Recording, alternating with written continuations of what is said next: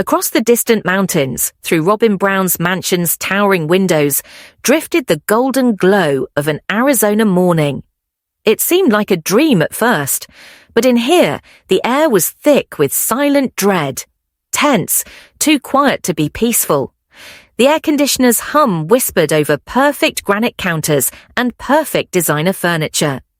Every corner sparkled with wealth, but under the gleaming surfaces, panic seethed.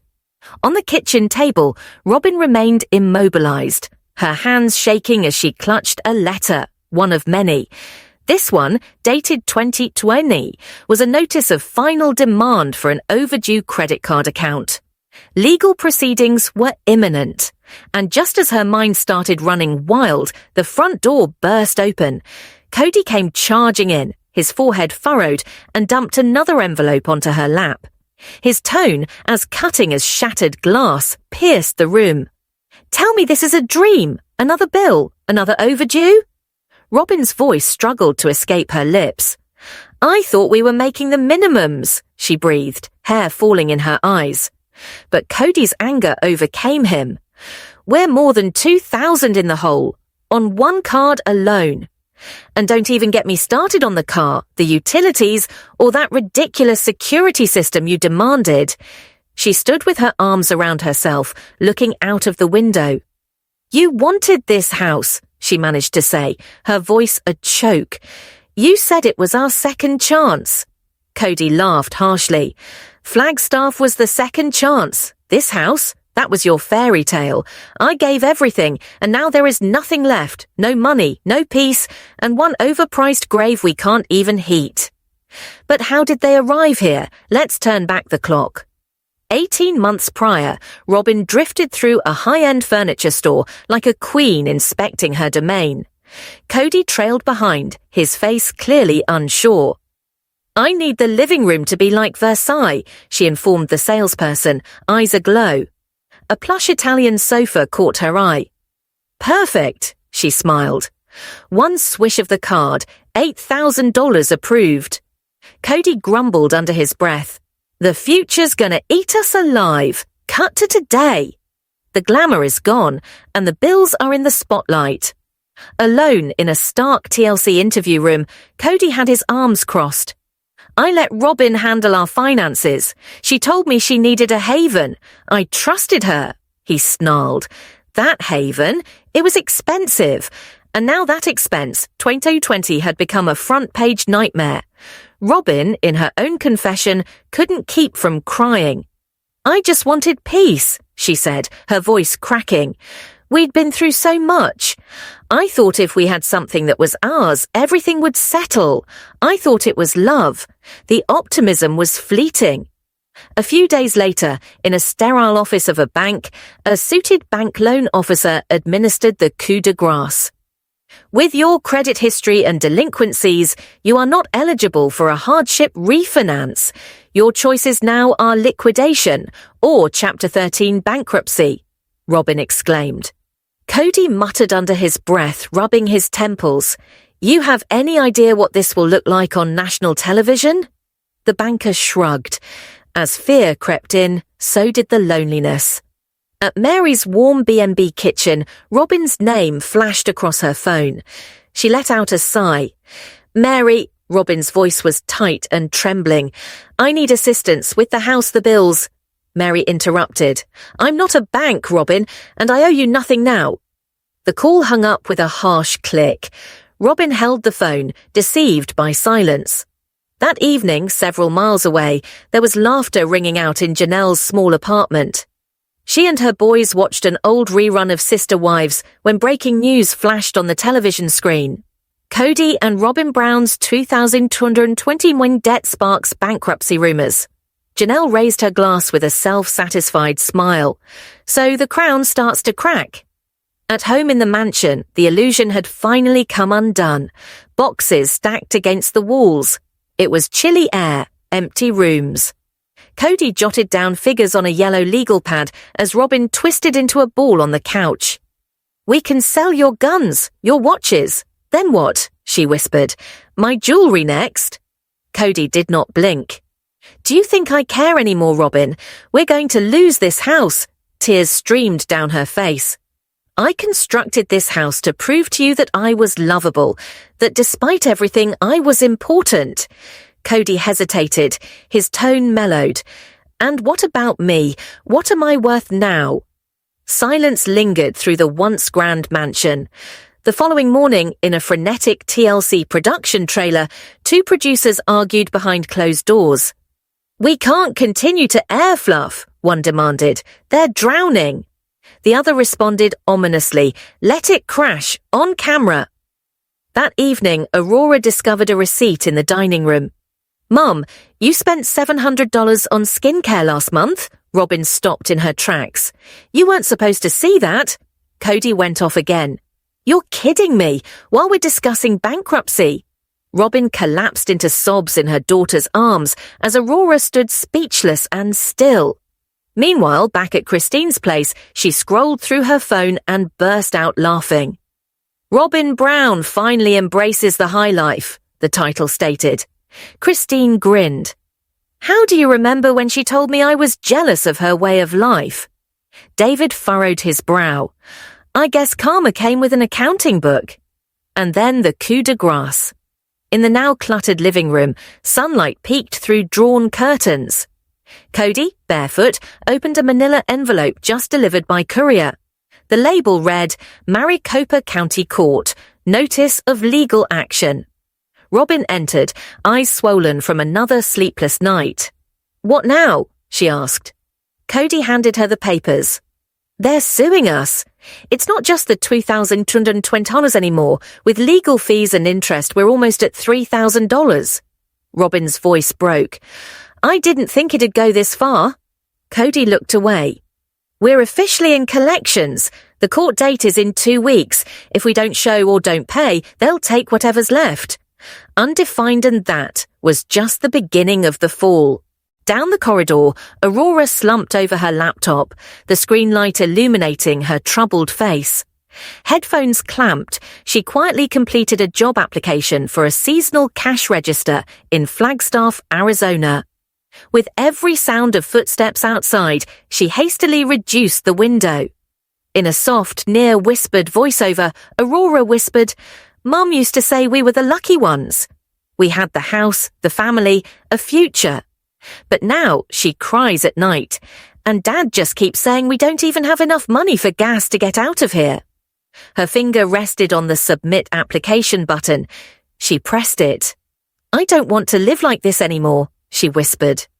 Later that night, over at Mary's B&B, the light from her phone screen illuminated the cozy kitchen. A message flashed across the screen. New interview invitation. Cody and Robin's financial downfall public reaction panel. Mary's lips tensed in a hard, knowing smile as she clicked to FaceTime Janelle. They want us to appear next week, Mary announced. Live panel, national audience. Janelle blinked. Wait, on television? Mary nodded. We don't even need to talk much, just the truth. Janelle hesitated, then slowly smiled. Let's do it. Let's discuss where all that family fortune ended up. In the meantime, in a chic conference room within TLC headquarters, two executives watched raw video of the Browns' disintegration. Ratings are soaring, said one, but this is treacherous ground. Lawsuits, bankruptcy, actual legal repercussions. The choice was made quickly. No advance pay, but offer Cody and Robin one more season. They only get paid if they continue to film. And if they won't? The exec shrugged.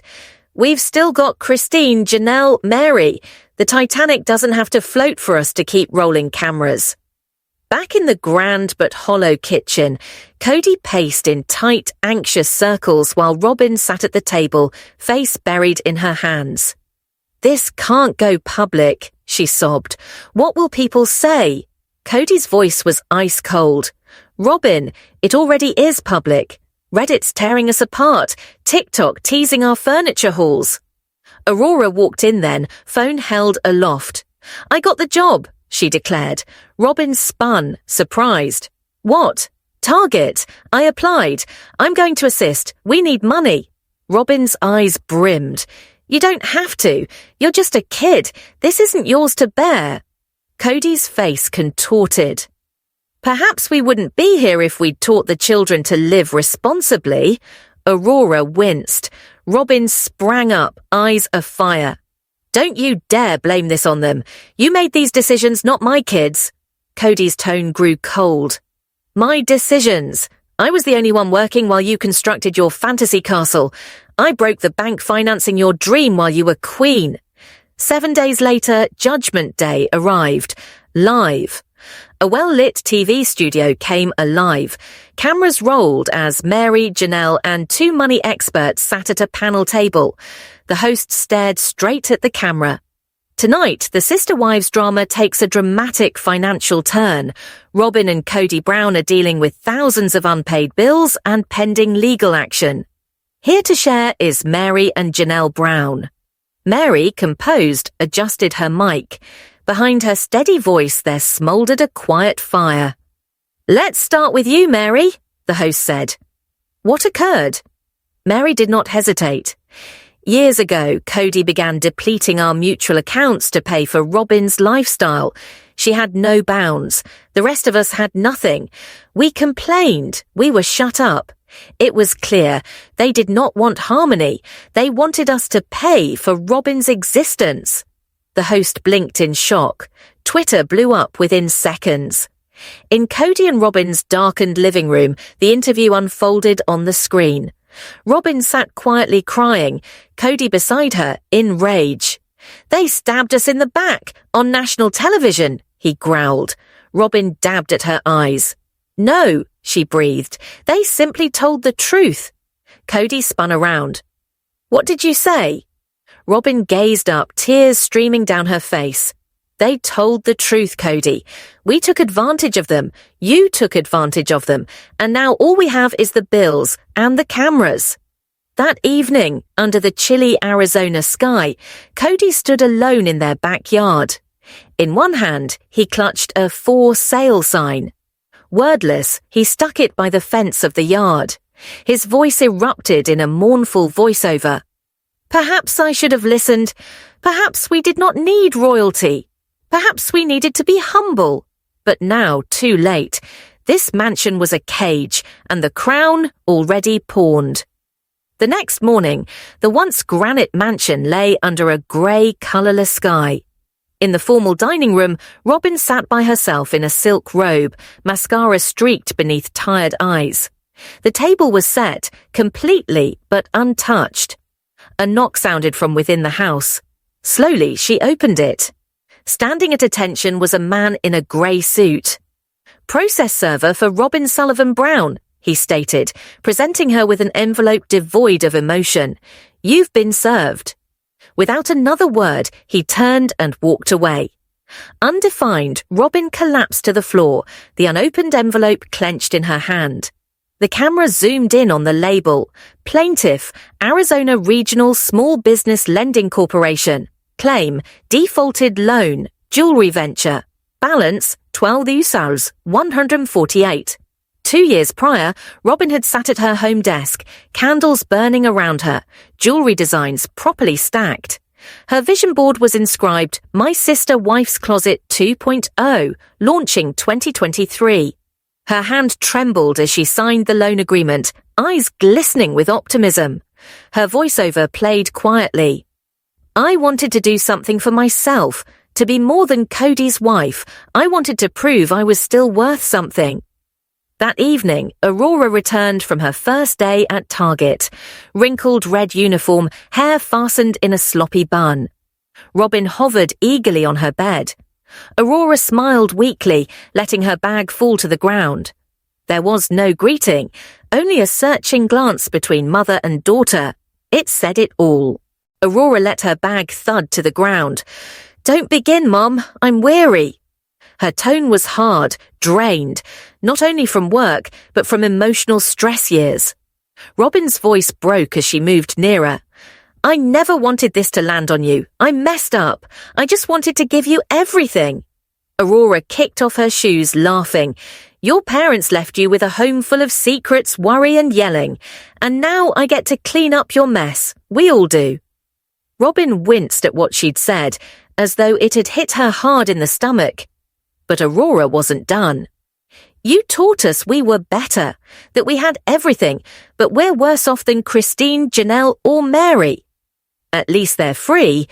With that, she grabbed her headphones, slammed the door behind her, and disappeared down the hallway. Robin collapsed into her hands, sobbing.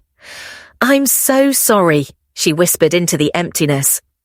The next morning, Mary sat at the kitchen counter in her B&B, sipping her coffee as a folded newspaper lay open beside her. The headline was impossible to ignore. Exclusive, secret jewelry deal blows up. Robin Brown defaults on business loan. Her phone rang non-stop. Producers, reporters, press calls.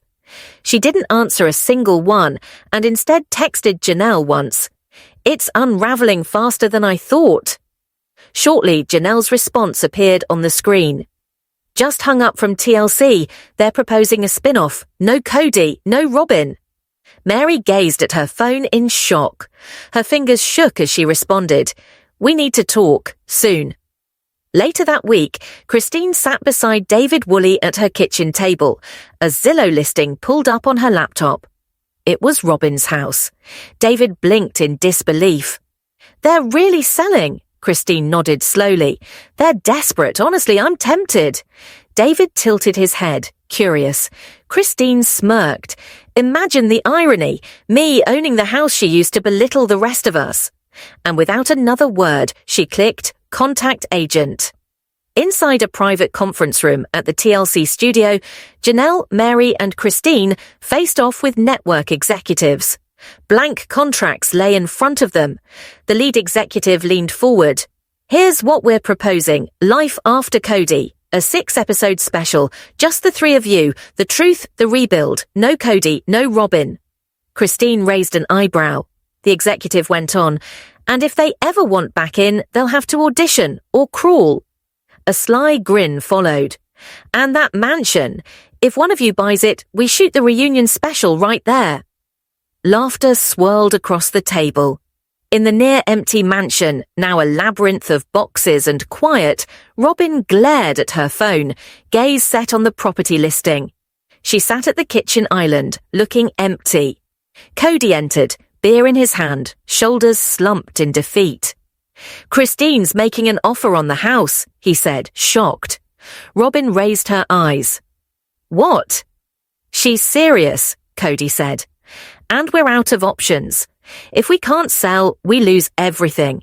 We can't even put gas in the truck for me to drive down to Utah and beg the boys for assistance. Robin said nothing. She didn't have to. Confessional room, final interviews. Cody sat under harsh studio lights, hands clasped tightly in front of him. He looked directly into the lens, voice low. They all left. The wives, the kids, even the audience. A long pause. Money's next. He gave a bitter chuckle. The house, that's all I've got left, and even that doesn't belong to me anymore. Robin's confession came next, her red eyes, her shaking voice. I thought I was the glue, the faithful one, the peacemaker, but perhaps I was the one who capsized the whole ship. That afternoon, the Brown mansion basked in the warmth of sunshine, but inside it was darker than it ever had been. Shadows were long on the floors. Robin sat on the rug, hands stained with ink, shaking as she signed additional sale agreements. Boxes around her were marked, living room stuff, master bedroom closet, miscellaneous drawers. In front of the window, Cody walked back and forth, phone stuck to his ear. Yes, I know the comparisons, he grumbled. But this house has history, a decade plus of exposure. That's worth something, right? Silence then. Pause. He blinked. What kind of offer? His hand fell slowly from his ear. Robin turned. Who was that? He paused. Christine's realtor. Robin sat up, agitated. And $25,000. Robin's eyes opened wide. That's almost twice its value. She's taunting us. She's trying to humiliate us. Her voice cracked. She's winning and nobody else even cares. The market's collapsing and the debt collectors won't leave us alone.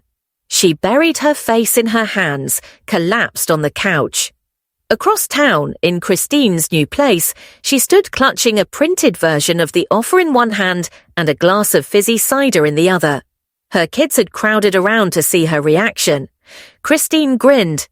Okay, I get it's a bit petty, but after all that, the lies, the gaslighting, this just feels right. Her daughter chuckled. Mum, you could actually own Robin's castle. Christine glowed. If they're desperate enough. Maybe.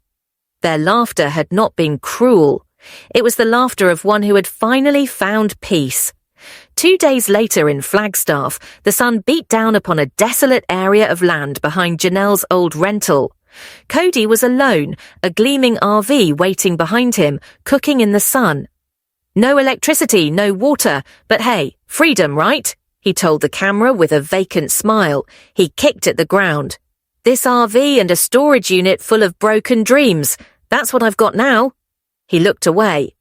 Robin's still in the house until it sells. We don't speak, not since she blamed me for the defaulted loan. That evening, in Aurora's bedroom, she closed her suitcase. The pink walls and pricey artwork were no longer home. It was a museum of someone else's childhood. She moved quietly down the hall, passed by her mother's room, and delicately put a folded note on the nightstand. Even if I love you, I need to have space to breathe. I'm going to Hannah's. Don't call me until you're ready to be honest. Undefined Robin would discover the letter later, but by then, Aurora would be gone. Aurora burst into the house, dumping her bag onto the floor. Don't begin, Mom. I'm worn out. Robin's voice shook, barely discernible. I never wanted this for you. I messed up. I just wanted to provide for you. But Aurora laughed, removing her shoes. You provided a home full of lies, tension and yelling matches, and now we get to clean up after you, all of us. Robin winced, but Aurora wasn't finished. You said we were better than everyone else, that we had everything, but look at us. We're worse off than Christine, Janelle and Mary. At least they're free. Without comment, she took up her headphones and left, slamming the door behind her. Robin slumped into her hands, crying. I'm sorry, she whispered in the silence. The following morning at Mary's B&B, a newspaper was open on the counter. Exclusive, Robin Brown defaults on jewelry loan, screamed the headline. Mary drank coffee while her phone rang with call after call, producers, reporters, media storm. She disregarded them all, firing off a discreet text to Janelle. It's falling apart faster than I expected. Janelle responded almost immediately. Just off the phone with TLC, they're proposing a spin-off, no Cody, no Robin. Mary sat there, numb. Fingers shaking, she typed out, let's talk. Later that week, at Christine's home, she sat beside David Woolley, laptop open to a Zillow listing. It was Robin's mansion. You're not serious, David said, peering at the screen. Christine smirked. Oh, I'm serious. They're drowning. Honestly, I'm tempted. She paused. Imagine me owning that house after everything she's said and done. With a single click, she hit contact agent. At the same time, in a sleek executive conference room at TLC Studios, Christine, Janelle, and Mary faced off against network executives. Blank contracts were spread out before them. One executive leaned over. Here's our offer, Life After Cody, 6 episodes, all about your journey, your healing, your truth. Christine furrowed an eyebrow. The executive smiled. And if Cody or Robin wants back in, they'll have to beg. Oh, and that mansion, use it for the reunion special. Laughter erupted at the table, but far away, Robin's world was falling apart. At night, their mansion rang with the tapping of packing tape and cardboard. Robin gazed at her phone. Christine was willing to purchase the home. Cody entered, beer in hand, fight gone from his stance. She wants to buy our house. Robin whispered. Cody sat, shocked. Over my dead body. Robin let out a sigh. We're at a loss. We can't even get gas money for you to drive to Utah to ask the boys to help. Cody just sat there. The silence was an answer in itself. Cut to Cody, solitary in a confessional. They all left, the wives, the kids, even the audience. A pause. All I've got left is the house, and even that's slipping away. Then Robin's voice in a different interview. I tried to be the glue, the peacemaker, but maybe I was the crack that broke it all. In the house, Robin sat cross-legged on the living room floor, signing another batch of papers. Boxes, which read Master Closet and Living Room Decor, sat stacked around her. Cody paced the hallway on the phone. Yes, the house has value, national exposure, over a decade. It's not just a home, it's history. But then he stopped. Christine's realtor just made an offer. Robin's head came up. How much? His voice cracked. $520,000. Robin's lips dropped open. That's almost twice its value. She's humiliating us. Cody nodded, tone devoid of emotion. And nobody else cares. At Christine's, the atmosphere couldn't be more different. Surrounded by her kids, she raised a glass of sparkling cider and waved the offer printout in triumph. Okay, maybe it's petty, she laughed, but after all the gaslighting, it feels like justice. Her daughter beamed. Mum, you're about to own Robin's castle. In Flagstaff again, Cody was alone on a dry piece of dirt next to his RV, steeped in sunlight and remorse. An RV with no power, no water. Freedom, huh? He laughed cynically. Just me in a storage unit full of shattered dreams. That evening, Aurora softly packed her suitcase. She left a scribbled note on Robin's bedside table. I love you, but I need to breathe. Don't call until you're ready to tell the truth.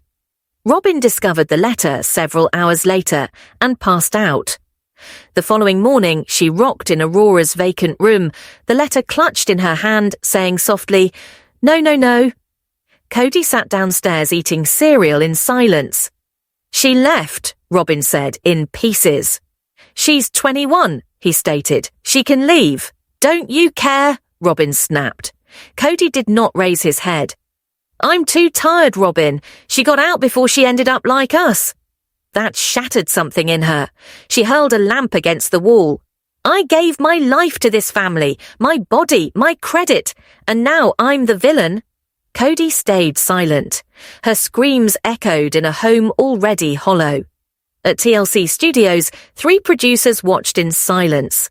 Robin's face streaming with tears cycled on the screen. This is no longer drama, one of them breathed. It's tragedy. Another leaned forward. Let's shift. Not about polygamy, but about recovery. Christine, Janelle, Mary. Portray their ascent, his descent. That evening, Mary sat in her B&B reading headlines.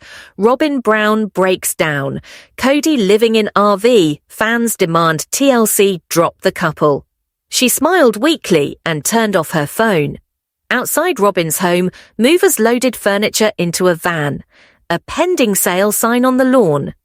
Christine showed up in a black SUV. Keys by Friday, she said curtly. Robin refused to meet her eye. Christine passed over an envelope.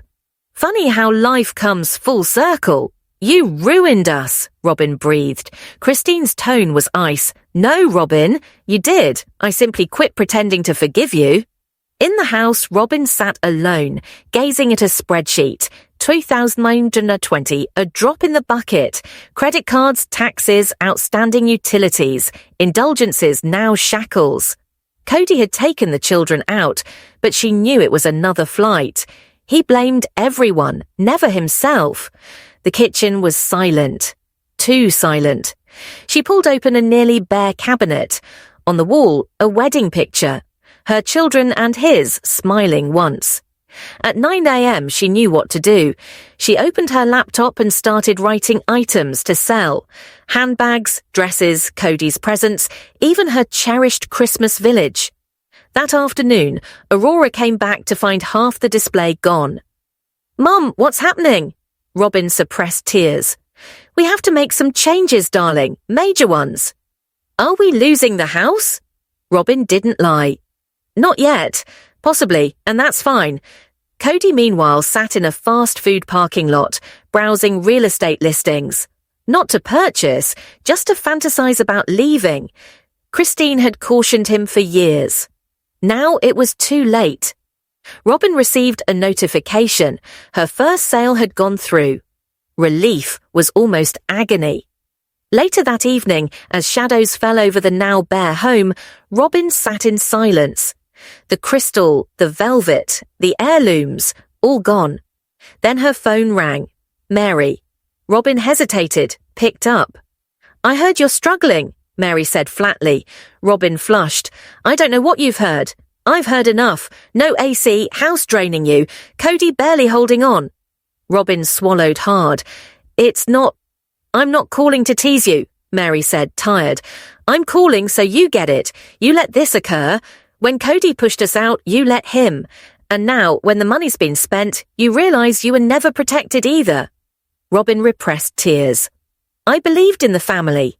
"No," Mary answered. "You believed in your concept of it. Now you're left alone with a man who lost everybody." Then softer. "I'm not your enemy, but I'm not your savior either. Figure it out like we all did." Back in town, Cody stood in a messy garage, yelling into the space. This was supposed to be sacred. We were chosen. He punched a pile of boxes. Old DVDs tumbled onto the ground, his legacy now rubble. Robin sat at the kitchen table, worn surface, missing centerpiece. When Cody came back, broken and rumpled, she glanced up. "We need help." "I am not going to Mary," he bellowed. "I am not calling her," she said softly. "I am saying, we help ourselves." Something within her changed. The following morning, no TLC crew appeared. No stylists, no show. Just Robin in the kitchen, sipping coffee from a cracked mug from Vegas. Silence enveloped the house. Her phone vibrated. My sister-wife's closet, 48 hours to save it. She didn't even unlock it. A crash came from the hallway. Robin crept to the bathroom. Cody lay on the floor naked, shattered, encircled by broken glass. "I don't even know who I am anymore," he said. Robin knelt down next to him. "You're Cody. You're their father, my husband." He shook his head. "No, I'm not anyone's father anymore.